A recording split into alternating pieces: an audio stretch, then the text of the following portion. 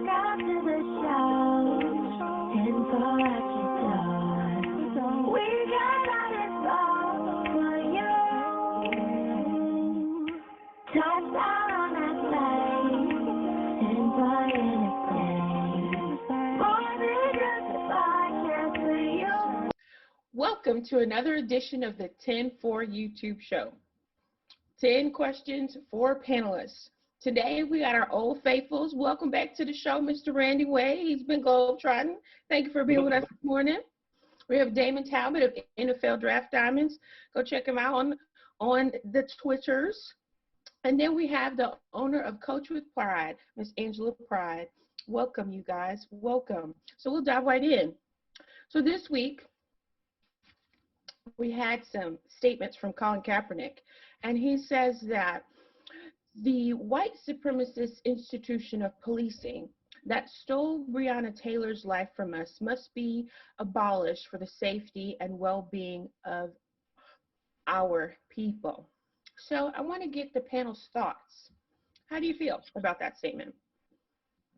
Ooh, I let them two down there go first. They've been texting on our little group chat for a while, so I let them go ahead and get started first. Well, so I want to go ahead and say that, I definitely agree with the sentiments of what Colin Kaepernick said. Like, as far as, but let me be clear. I don't think that Colin Kaepernick, I don't think anybody would ever say that all police are white supremacists. But at the same time, when there is no accountability, if you look at the numbers, and Lord, I don't even have them in front of me because I'm feeling a little rushed this morning, but I'm sure Jamesetta might have them. But if you look at the numbers as to when a unarmed black person or somebody is murdered by the police, the lack of accountability, but I do have one a specific in mind, and I may look it up as you guys are continuing to talk, but there was a white young lady who was shot by a black police officer who ended up in jail, by the way,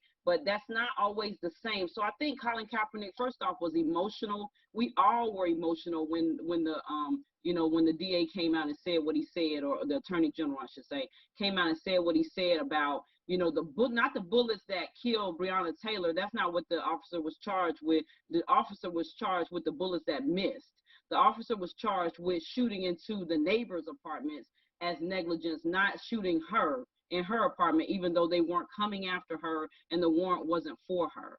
So I think that there is definitely some truth to what Colin Kaepernick said. I think that there are a lot of people that look like me that are in fear of the police and that do feel like the police are acting in some respects as a white supremacist group. And I just think that how can the numbers support that? How can you not respect that? So that's my perspective. Oh, man. Well, listen, you know what? She has valid points. I mean, obviously I've been doing my homework on this category. I am a law enforcement officer. So to me, I don't think that there's one time ever in my career or in my life that I woke up and I said, I'm going to go kill somebody. Or I woke up and said, you know what? Today my goal is to shoot somebody in their back. You're trained specifically to protect yourself and to go home. You're trained specifically to make sure that you do go home to your families. And at the end of the day, you know what? I don't know exactly what transpired. And it sounds like everybody's getting mixed reviews and everyone's going to write what they want in a report. Let's be honest. I mean, people in corporate America forge documents. They put what they want to put in documents to make it sound better. We don't know what happened that day. None of us were there. At the end of the day, everyone was claiming that she was shot in her bed. Everyone was claiming that she was shot. She shouldn't have been shot, period. But as a law enforcement officer, you go into that room and somebody returns fire at you. Now, listen, the system's broke. A no-knock warrant should have never even been an option in the state of Kentucky. This is 2020. We're all in fear. I mean, most of us have ADT systems and security systems because we don't want to be robbed or we're not trying to have our house broken into.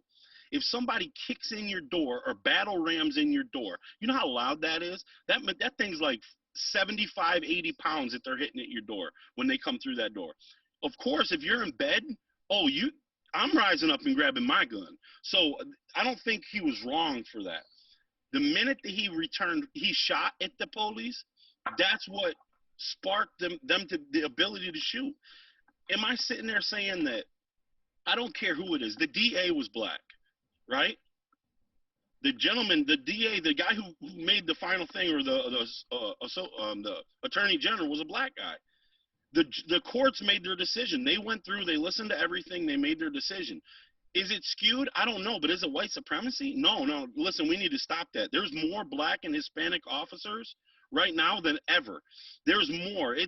My partner's Hispanic in the law. I mean, it's not. Let's not sit here and say that we turn the blind eye for what we want to believe. You know, we don't know what happened in the entire situation. They said that they didn't even knock. And then there's neighbors saying that they did identify themselves as police before. So it's like there's so many mixed stories. We're not getting the truth. We're never going to know the truth because we weren't there. And we can have opinions. We all have opinions, and they all stink, right? It's true. I mean, we all have our own opinion. How many times, like, this isn't the first time? How many times does it have to happen for us to figure it out? Like, we can go down the line and look at every single case. And you're right, we may not ever know everything in every single case. But when you see a man having a chokehold on him, when you see somebody saying, I can't breathe, and somebody's got their knee on their neck, when you see somebody who's being shot in the back multiple times, I mean, you may not say it's white supremacy, but I'm not surprised by that, because guess what? You're white. Absolutely, you know, and I'm not knocking that. I am white. You can see that. But at the end of the day, guess what? I have a job to do. And if I allow you to get to your car to grab something, I don't care what it is. I do not know what you're going to get. And you're reaching down in your bottom underneath your car seat. Listen, what do you keep underneath your car seat? I know what I keep under mine. I'll tell you straight up. I got a Glock under there. So at the end of the day, I got to think about me. I got to think about my family. And you know what? Listen, every situation is different.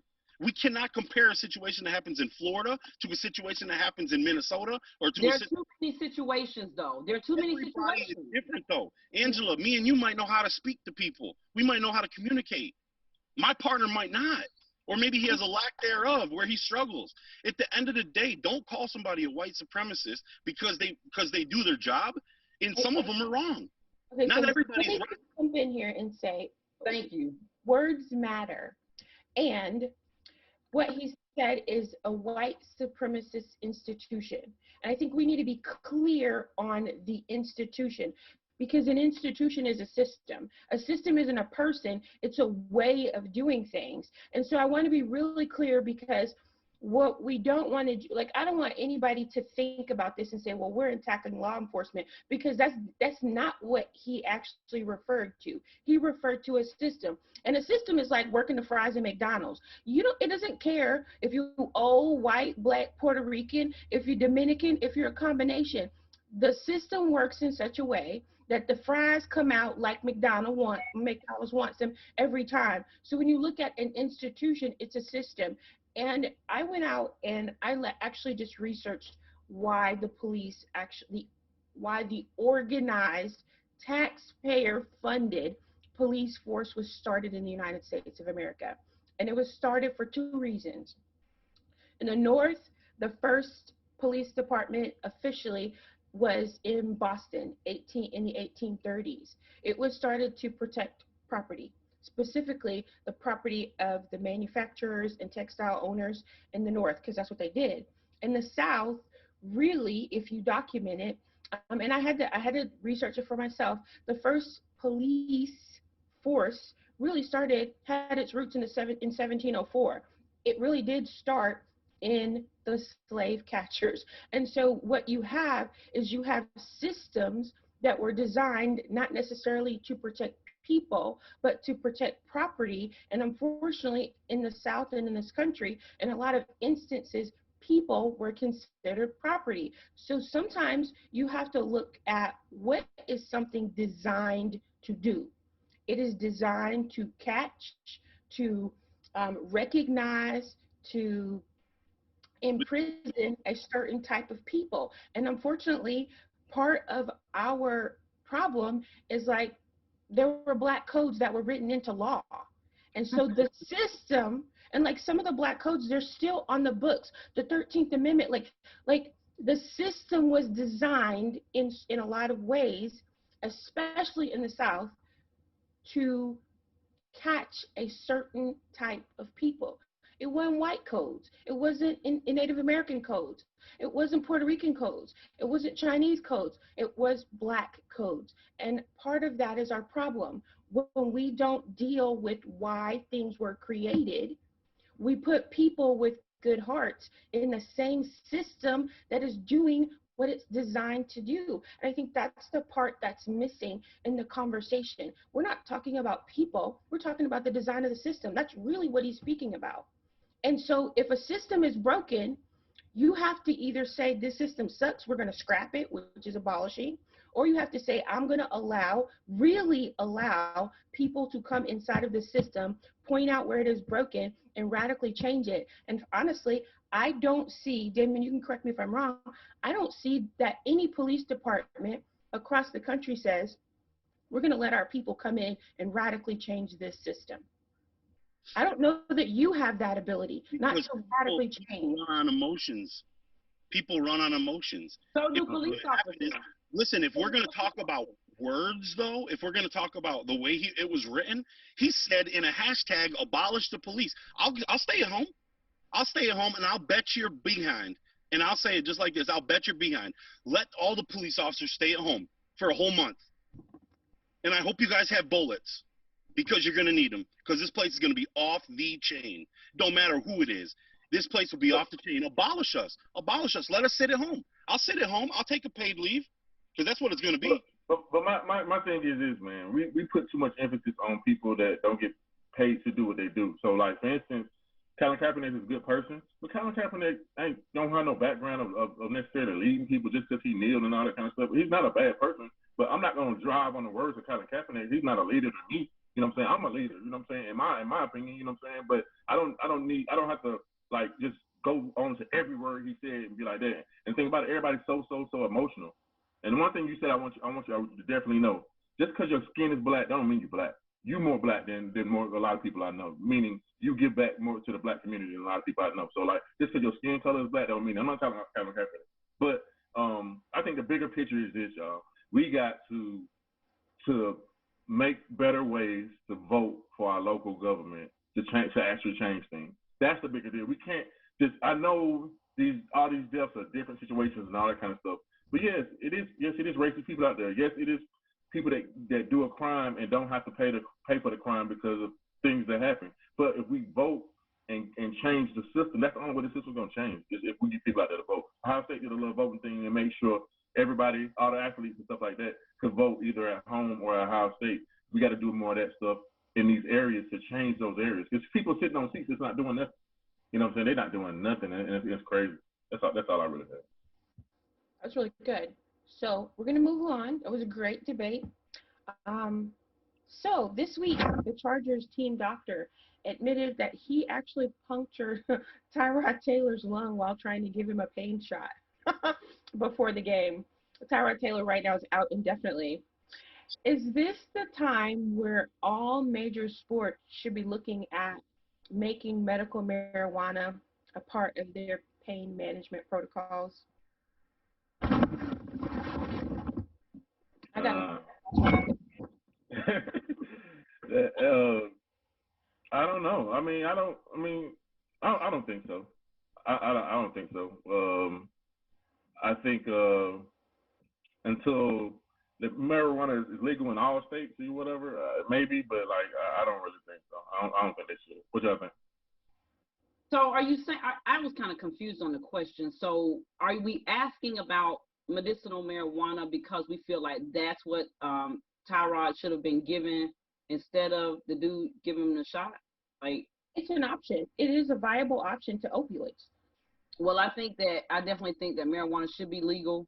And so in that case, I would say, yeah, I think we should legalize it. I don't I mean, I don't know why we're playing around with it. Certain states are doing. That's the problem. And not to go back, but when you talk about amendments or you talk about the Constitution isn't just a South thing. The law isn't just a South thing. You know, I don't understand why we have all these individual things going on in different states. That's why everybody's running rampant, including sometimes, you know, law enforcement or laws or whatever. So why can't everybody just do the same thing? We are the United States of America. So if it's legal in California and it's legal in Nevada and it's not legal in Georgia, I mean, that just doesn't really make a whole lot of sense. Like, it really doesn't. Like, why wouldn't it be legal everywhere? So I'm for legalizing marijuana.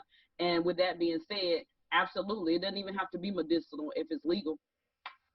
So See, I agree with Angela for once. Angela, make it the same everywhere, right? I mean, it is true. I mean, if everybody universally knows the laws and universally knows what they can and can't do, then it's a lot harder to break it, right? I mean, every law, every state has their own thing. But listen, when it comes to the team doctor, how is this guy employed today? I mean, this is your starting quarterback.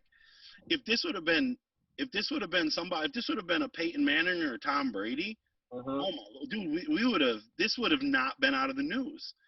And let's be real here, Tyrod Taylor, that kid worked hard, man, and he finally gets an opportunity to get his starting spot, and it's ruined. Like, he was all excited to go out there and play with rib pads on and everything, willing to go and risk his body for his team. And the team doctor punctures his lung. And the worst part about it is, according to the CBA, he can't even sue the doctor for malpractice because the NFL doctors are covered in their plan. That's like one of the doctors that he's supposed to use. So there's no repercussions for Tyrod Taylor besides just missing football. And that's a shame. And poor doctor, he needs a new job. He needs to go work with somebody else. But this is crazy, man. Tyrod Taylor, if it would have been Tom Brady, buddy, you would have been different because they would have stopped everything. ESPN would have been having a special on you. But you're Tyrod Taylor and you're not Tom Brady. So I'm sorry. Hey, you're right. You're right about that. I'm the one that believes that medical marijuana should actually be a part of the protocols. Just because, two things. The opioids are very addictive, and that's what we are finding. Like, that's the big problem right now. And there's actually a study that was done by the University of Michigan, where it shows that there's a 64% reduction in pain if you actually do use medical marijuana, and you don't have to even have opioids. So I think there's an option. I really feel bad for him because sometimes things don't have to happen, and players have been asking, can we start using medical marijuana? Can we start using CBD? So yeah, definitely, you're right, Damon. If it had been a Tom Brady, totally different story.